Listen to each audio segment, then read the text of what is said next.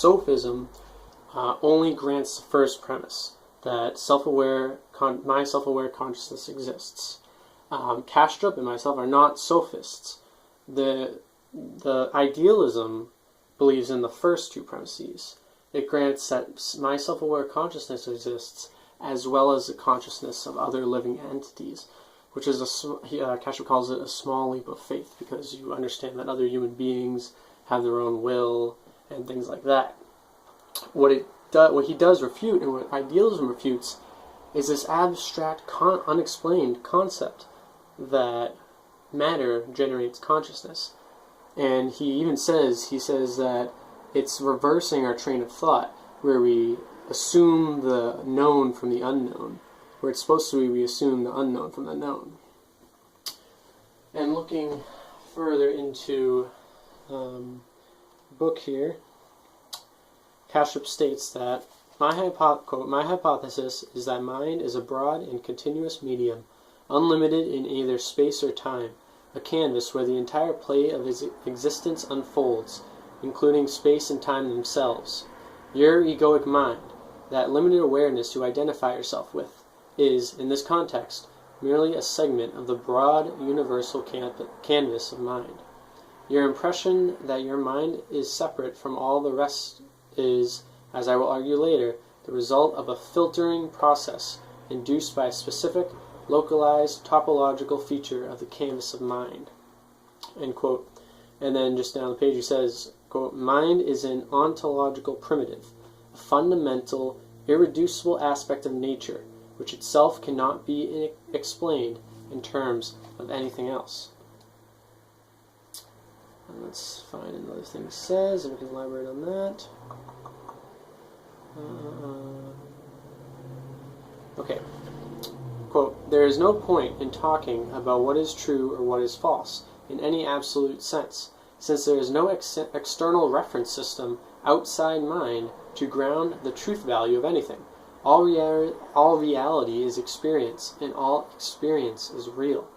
So in other words, I'm a self-reflective conscious being, and I perceive the entire world through my experience. I perceive my body through the experience of becoming self-aware of my body. I experience the matter around me through my experience. It's not dualism where there's these two things. It's the reverse of materialism. It's idealism. I was talking to someone on a Facebook chat, and they confused what I was saying. I was talking about this book with dualism, but this isn't dualism.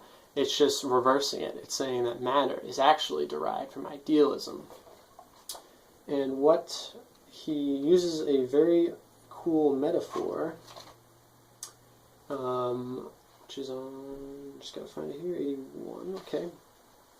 So Kastrup throughout the entire book uses the whirlpool metaphor, and these are two whirlpools here in the cover, and the whirlpool is that big whirlpool of water in the ocean, and he says, quote, there is nothing to the brain but mind, yet it is a concrete and indefinable image of the localization of mind, just like a whirlpool is a concrete and identifiable in an image of the localization of water in the stream. You can point at the brain and say, here's the brain. Moreover, just like a whirlpool can be said to filter out the water molecules do not get trapped in it, we can say that the brain filters out the aspects of reality, that is, experiences that do not fall into our own boundaries. And he talks about conscious and the unconscious, and he says that they are both aspects of mind. And Kastrup talks about mind being just an analogy, not literally, but being an ocean, and that the ocean is our collective subconscious, and that each egoic mind, each individual mind, is a filtering of consciousness, of localized consciousness, its own little whirlpool. Now, if a neurologist looks at the whirlpool or the mind, and they're going to go, well, it's consisted of matter, or it's consisted of water, so I guess water generates the whirlpool. But water doesn't actually generate the whirlpool. It's just a localized small finite unit of the larger spectrum.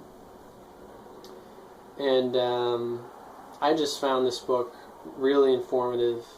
Not so much informative, just out-of-the-box thinking. I'm not going to say I agree with 100%, and it does deviate from kind of mainstream academic rule of thought, which is a little dangerous, to be honest. But I thought it was very thought-provoking. Definitely worth a read if you get a chance. So 5 out of 5. Bernardo Kastrup's Why Materialism is Baloney. Great book. Thank you for watching.